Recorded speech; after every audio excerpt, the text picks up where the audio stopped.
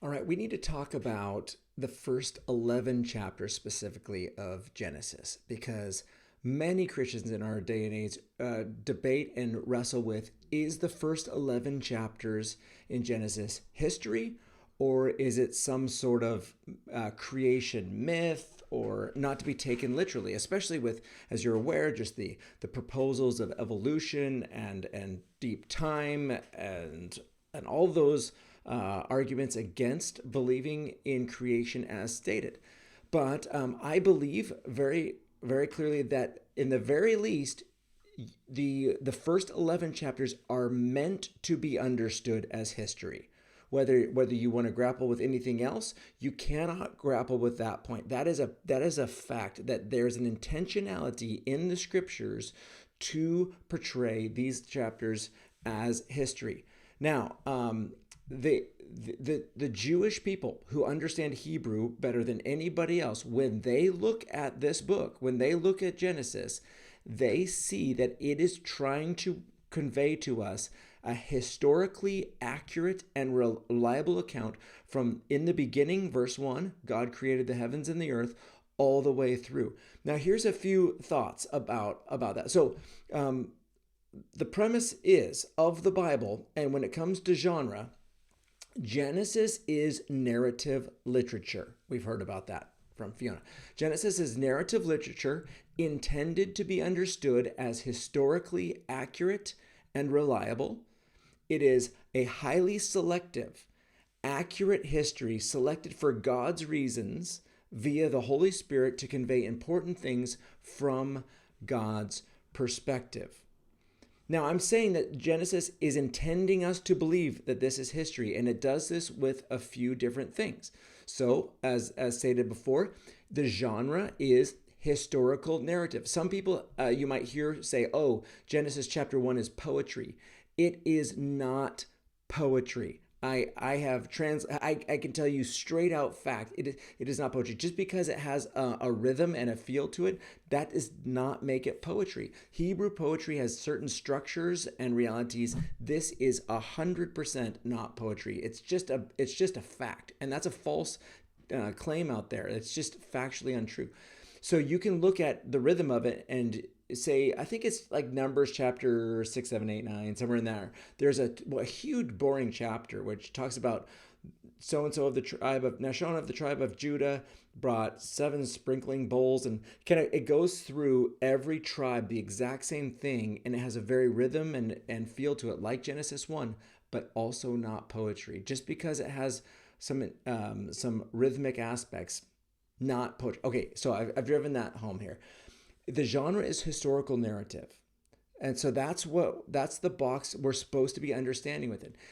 You can see the genealogies. The genealogies are meant to be understood as historically reliable and accurate. They're not guesses. They're exact time periods. They're exact. They're meant to be understood as exact dates and times. When you read the Bible and you're going back through it, there's a proposed reliability that goes all the way back to the creation of the world and the date and the time of that. You can't get past that. The phrase, these are the generations of, again, depending on your version, that appears 11 times in the book of Genesis. And this is a structural marker used in ancient historical records. This is meant, Genesis, the whole thing is meant to be a historical record. All the literary markers are there. Not only that, Jesus, who's a big deal, treats Genesis 1 through 11 as history. He quotes from Genesis 1, he quotes from Genesis 2 as literal events in which he's grounding his teaching on marriage. In Luke 17, he's referring to Noah and the flood and Lot and Sodom, speaking about both of them as historical events. In Luke chapter 3, his genealogy is being traced back to Adam without any breaks or symbolic treatment. It is like, just like this person's a historical person, so is Adam a historical person. Like, there's so many times there is no hint of this in the Gospels or with the teaching of Jesus that this is considered anything other than history. The New Testament writers also treat this as as historical, whether it's Romans 5, Paul comparing and contrasting a true Adam with a true Christ. He's not comparing Christ to a mythical creature or persons. 1 Corinthians 15, first Adam, last Adam. 2 Peter refers to Noah as a preacher of righteousness, as a historical person. Hebrews 11 is referring to Abel and Enoch and Noah as real people of faith, along with Abraham, David, Jephthah, just people that are living later. So the New Testament writers are connecting Genesis 1 through 11 as just as historically reliable as others.